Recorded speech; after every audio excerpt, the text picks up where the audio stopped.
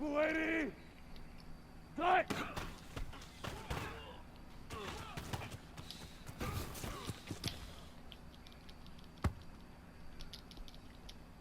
Tight! Green 80!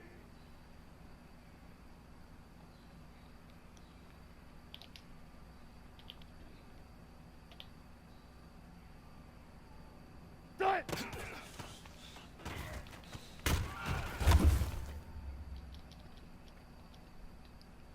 Tight! Green 80!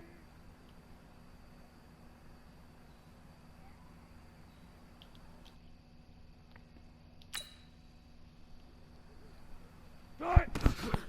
Okay guys, let's go over cover 4. Easily my favorite defense in the entire game. And let's go over the responsibilities of each player in the particular defense. So, first off, the different responsibilities of each particular player may be altered, and may be changed based upon the offensive formation. Okay, so maybe I'll make a different video for what those alterations are in regards to different offensive formations. But we're gonna go over the simplest one. I like to go over the base one first before we move to trips.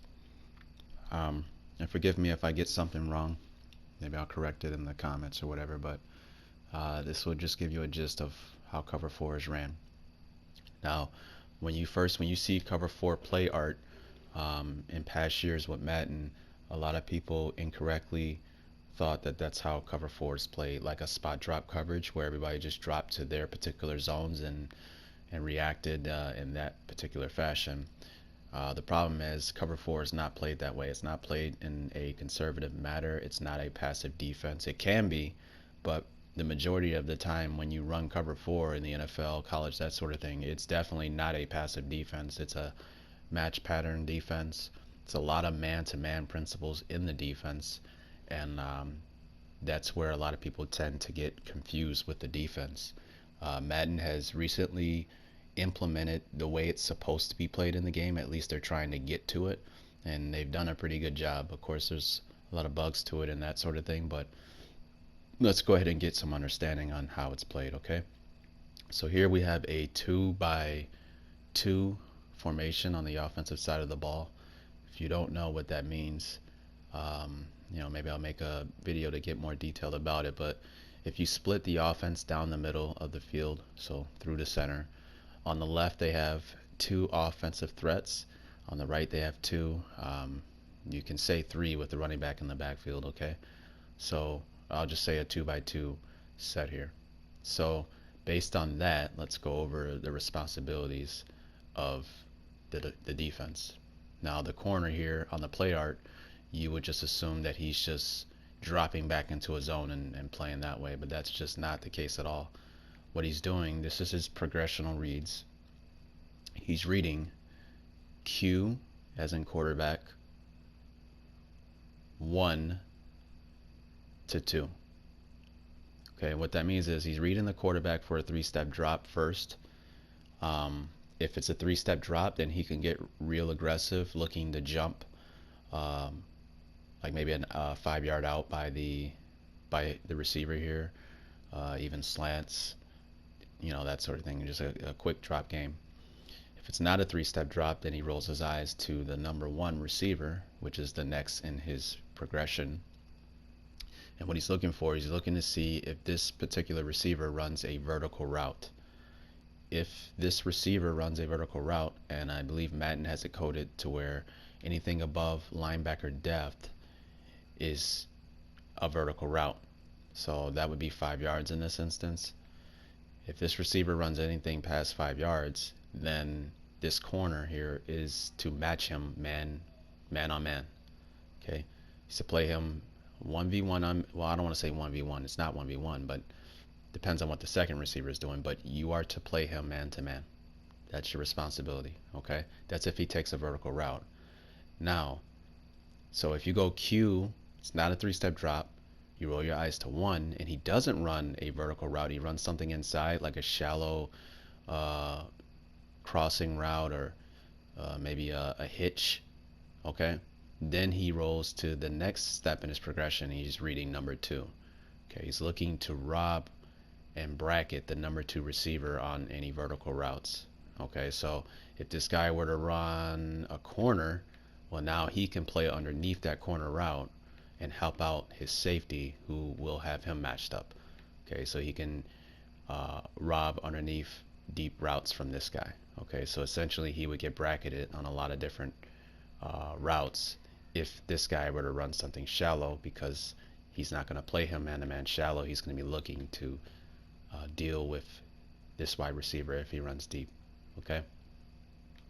Now, if they both were to run like shallow routes, to my understanding, he would just drop back into his zone, a deep zone, and kind of look for work. Now let's go to the safety on this side. The safety is reading Q 2 to 1. Okay, same thing. So if the quarterback were to do a 3-step drop, okay, it's a whoa, let me take that back. Let me take that back. He's playing the he's in the run fit. Okay, so he has more responsibilities. That's the thing with cover 4. You really want to have smart, instinctive, very savvy safeties who they have to be good at making decisions, right? Now this is the real NFL. I don't even know if the safeties in this game are coded that way. They probably all play their responsibilities correctly no matter what, which is wrong. They shouldn't do that.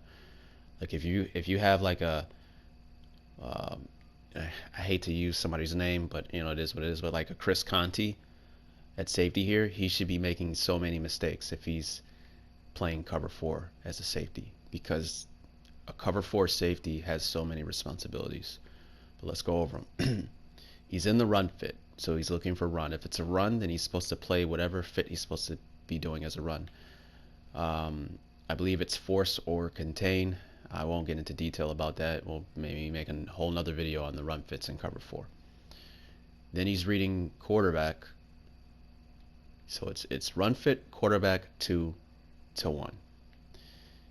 Okay, so if it's not a run, he looks for the quarterback. If the quarterback is a 3-step drop, again, he can get aggressive. Maybe look for any inside breaking routes and try to jump that, get a pick, or make a play. Okay.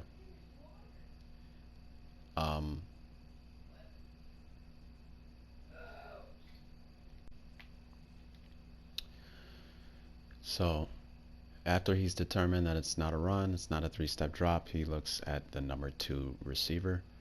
If that number 2 receiver were to run a vertical route, then that is his man. He is to play a man beat man and deal with that receiver. If that receiver were to run anything on the inside that's not vertical, then he looks for 1. He looks to rob, post, dig, curl. Okay, so if this receiver were to run a post route, what would happen? Well, this guy would have him man-to-man, remember? Since he's running a vertical route, you know that he's man-to-man.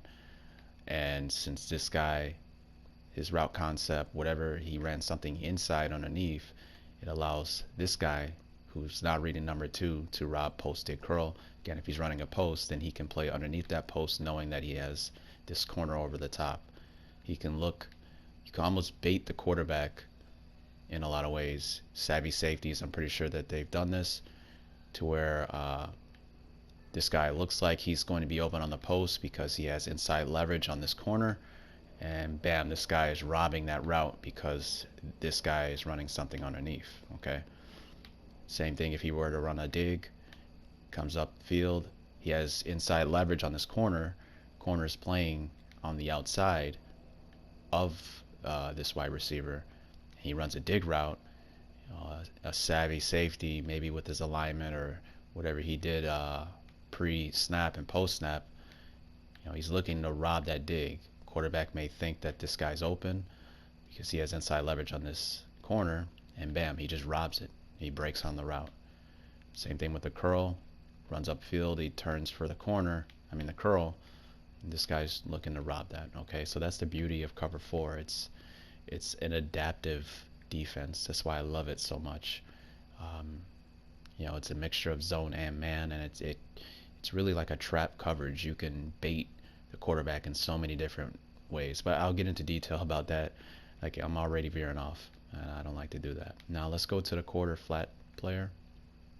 Okay, his responsibility is to match an outbreaking route by the number 2. Okay, if the number 2 were to run an out route or an outbreaking route, underneath he is to match that. He's looking for something that goes out into the flat. If this guy were to go vertical, he is to reroute this receiver. Okay. Um, First of all, he's involved in the run fit. Okay, that's my fault. I should have said that at first. And then he's looking to do the things that I named. If this guy were to run a vertical route, then he is to reroute him and try to get a reroute on that wide receiver. And that happens so that this guy doesn't get a free release on this safety. You're helping out the safety by getting a reroute on this guy. Now, if he were to run something inside, like a a shallow route, a drag route, whatever, then he is to squeeze that player inside. And as he's squeezing inside, he is cognizant of something coming out into the flat. So like this running back there, if you were to run like a swing route, as he's squeezing the number 2 receiver inside, he's to remember that he's got to play the outside flat. So if the running back were to run a swing to the outside, as he's squeezing, he is to jump out on that man. Okay. If this guy were to, again, if he were to run an outside breaking route immediately outside, um, he's to match that. Okay, he's got to man up on the guy. Okay. And your Mike, he's your 3 receiver player. So he's going to open up his hips to the number 3, which is the running back here.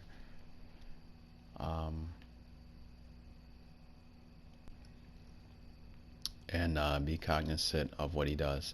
Now, a lot of teams, what they, I believe this was something that was talked about a college game. They would attack cover 4 with this guy running like a hitch, like they running a smash concept out here on both sides. So what would happen? Well, he would run a quick hitch, and this guy would run a corner route. And what would that do? That would put this guy and this guy playing on this receiver, and they would end up over here somewhere. This guy would be matched up with your quarter flat player because he's playing the flat, right? And the same thing would be going on this side. Well, then they would just take their back and run him on a straight up the field. He'd be wide open. So your 3 receiver player is to match that third guy on this side of the offense of the formation on a route like that going upfield. Okay. This is bad camera work here. Now, if let's say the running back stays in the block, I believe Madden has it coded where it's like a match, carry, deliver. So you match outs, you carry verticals, and you deliver crossers. Okay, so let's say this guy comes on a crossing route across the field, and he comes into the Mike linebacker space, and the running back stayed in the block. Well, then he's got to carry that crosser across the field until he passes them off to somebody else. If no one else takes the man as he's crossing the field with the guy, then he's just got to stay with him. Okay, you just got to deal with that guy, right? And I mean, it's just such a great concept because if you have no one to pass it off to, it's obvious because something's going on with the route combination on this side that's got everybody tied up. So you don't want to just release the guy and then get back into your zone playing in no man's land. See, that's the problem with spot drop coverage in a lot of ways. I still see you can still play spot drop coverage in the game. Cover 4, it's called cover 4 drop zone, and I notice a lot of players still play that defense. I guess they're so comfortable with it, and they don't like how cover 4 is being played in the game because they just want the players to be where they see the play art sending them, and they think that that's stronger than what cover 4 is actually doing. And I truly believe it's because they just don't have an understanding of what is going on with cover 4. So that's the basis of cover 4. I may have got a little bit some things wrong here and there, but the major components of cover 4 and the rules are given. Okay, so we'll get into how the rules and regulations of the players in cover 4 are changed based upon the offensive formation in the next video.